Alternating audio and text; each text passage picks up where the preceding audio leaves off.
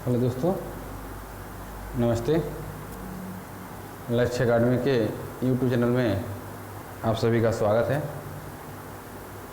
दोस्तों, हम सब जानते हैं कि मध्य प्रदेश में जेल प्रहरी की भर्ती परीक्षा आई हुई है, जिसके संबंध में हमने पहले एक वीडियो बना दिया है। उसके रणनीति पर चर्चा की है, इसमें हम पिछले कट ऑफ को और होने वाले एग्ज़ाम के संभावित कट ऑफ पे भी चर्चा किया है, उन्हें समझा है। उस आधार पर हम अपनी रणनीति भी बनाया है।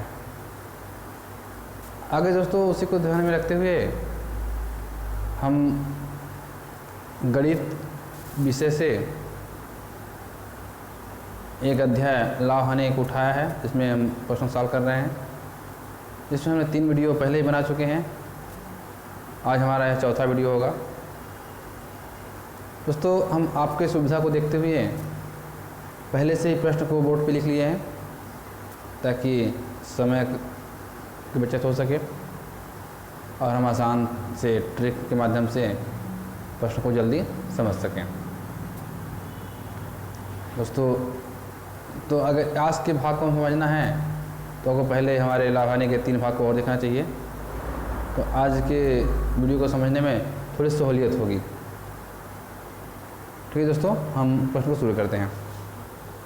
जैसे कि प्रश्न नंबर 1 में हमने लिख के रखा है कि 10 रुपये में 11 वस्तु खरीद कर 11 रुपये में 10 वस्तु बेची जाती है, तो लाभ परसेंट क्या है। तो जाहिर सी बात है कि 10 रुपये में 11 वस्तु खरीदे हैं और 11 रुपये में 10 वस्तु बेच रहे हैं, तो लाभ ही होगा। इसे हम ऐसे समझते हैं, ट्रिक के माध्यम से समझेंगे। 10 रुपये में 11 पीस, ये आपका CP हो गया, और SP 11 रुपये में 10 पीस। दोस्तों डायरेक्ट 13 गुणा कर दीजिए, 10 दहान 100, 11 ग्राम 121, ठीक है ना। तो ये आपका आ गया CP, या आपका आ गया SP, ठीक। तो लाभ बराबर होता है SP माइनस CP, मतलब 121 माइनस 100 बराबर 21। आपकी CP है 100 रुपये, तो CP हमेशा 100% होता है। 100 रुपये बराबर 100%, तो 21 रुपये बराबर क्वेश्चन मार्क, ठीक। तो A 0 से A 100 से कट गया, बताओ 21%, मतलब 21% का लाभ।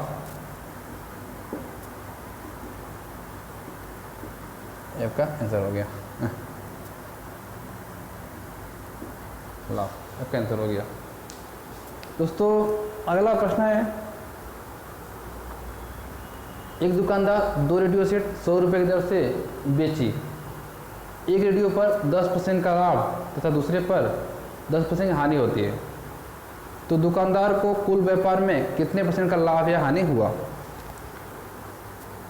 दोस्तों, इस प्रश्न को समझने से पहले हम एक थ्योरी समझ लेते हैं, ताकि हमें इस प्रश्न समझने में थोड़ा सा सहूलियत हो।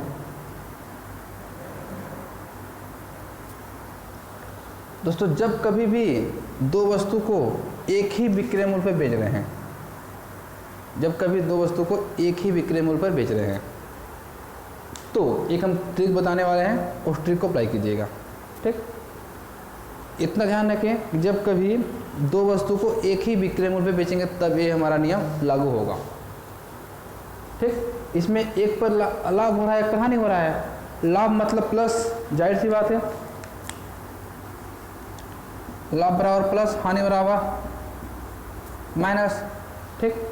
तो पहले पे क्या हुआ, उससे 10% का लाभ हुआ है, तो हूबहू लिख दीजिए 10% का लाभ। दूसरे पे 10% की हानि हुई है, तो माइनस 10%।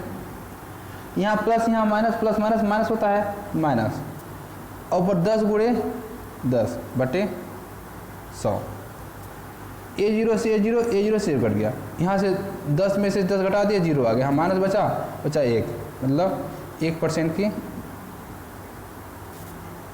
हानि। दोस्तों, यहाँ पर ऐसे सॉल्व करने पर अगर आंसर माइनस ऋणात्मक आ जाए तो हानि, अगर आंसर धनात्मक आ जाए तो लाभ। मतलब यहाँ पे आंसर क्या है, ऋणात्मक आया 1%, अर्थात इसका आंसर हुआ कि 1% की हानि होती है। 1% की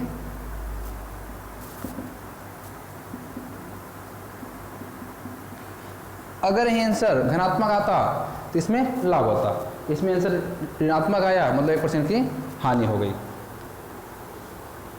दोस्तों अगला प्रश्न है, एक दुकानदार 1 रुपये में 5 नींबू बेचकर 40% लाभ कमाता है, तो वह 1 रुपये में कितने नींबू खरीदा था। ठीक दोस्तों, ये जो सॉल्यूशन है इसे मिटा रहे हैं, अब चाहे उसका स्क्रीनशॉट ले लीजिए या नोट कर लीजिए आप। ठीक,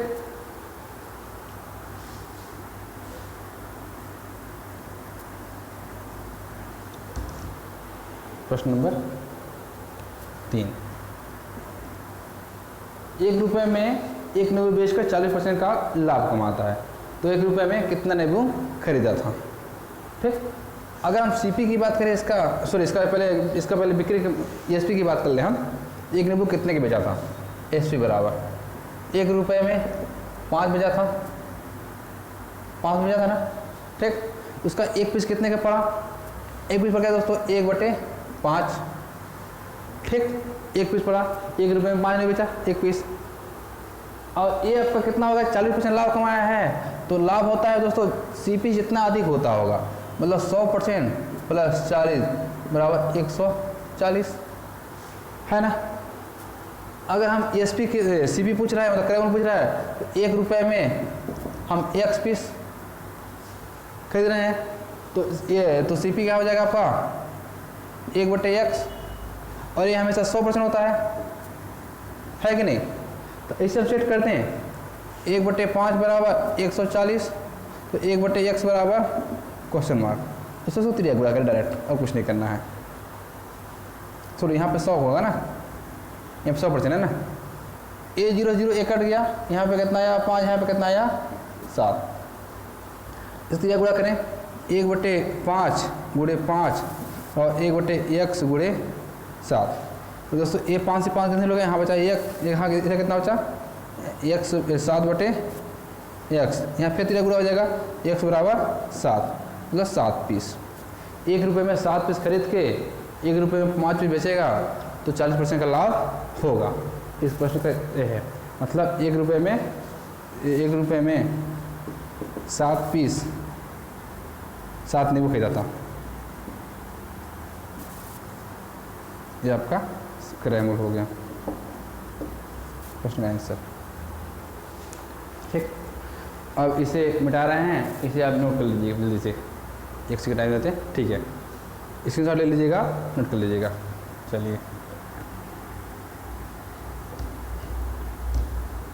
दोस्तों अगला प्रश्न है, 1 रुपये में 3 के हिसाब से टॉफियाँ खरीदी जाती है, तो 50% लाभ प्राप्त करने के लिए 1 रुपये में कितनी टॉफियाँ बेचनी चाहिए। ठीक, तो सेम इसी का उल्टा है, ये जो उल्टा था ये थोड़ा सा उल्टा इसका हो गया बस, ठीक ना। मतलब 1 रुपये में 3 आपका सीपी हो गया, 1 रुपये में 3 पीस। ठीक, तो 1 पीस पड़ा 1/3 रुपये में। ठीक, ये आपका कितना हो गया, सीपी हो गया, मतलब 100%। अब करना क्या है, 50% लाभ कमाना है, तो 1 रुपये में x पीस। ठीक, तो 1/x पीस ये कितना हो गया 150%, क्योंकि 100 प्लस बढ़ जाएगा, जाहिर सी बात हो गया। 1/3 बराबर 100%, तो 1/x बराबर 150%। x का मान निकाल दें दोस्तों, यहाँ से 5 5 10 5 3 15। अब गुणा कर दें, 1/3 गुणे 3 बराबर 1/x गुणे 2। ये 3 कैसे हो गया, इधर 1 बचा, इधर कितना बचा 2/x, फिर गुणा हो जाएगा तो x बराबर 2 पीस।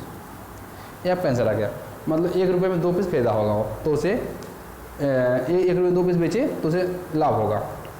1 रुपये में 2 पीस, अच्छा हो गया दोस्तों। इसे भी सोल्यूशन आप जल्दी नोट कीजिए।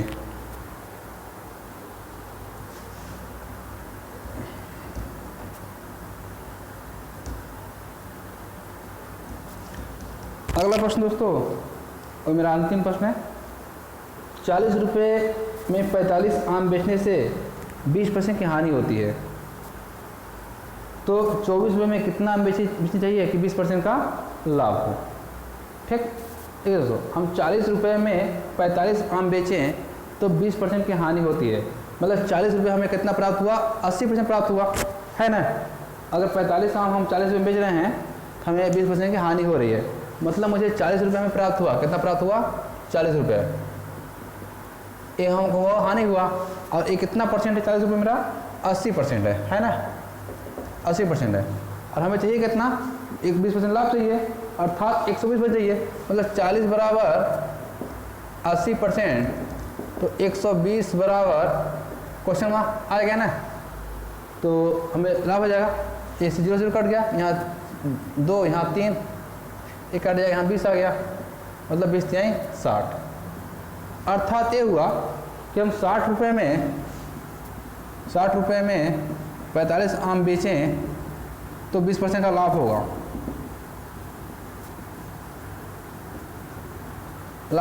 ठीक ना।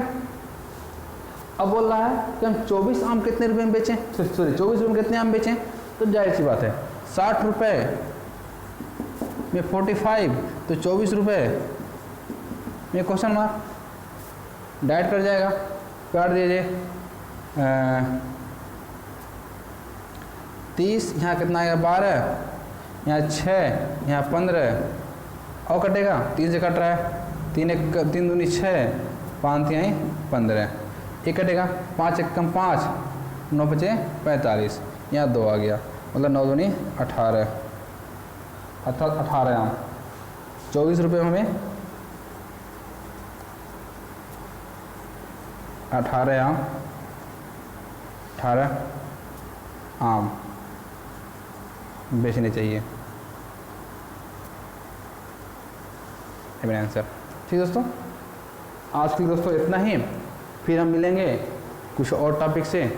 तब तक धन्यवाद, आप हमारे साथ ऐसे जुड़े रहे, धन्यवाद।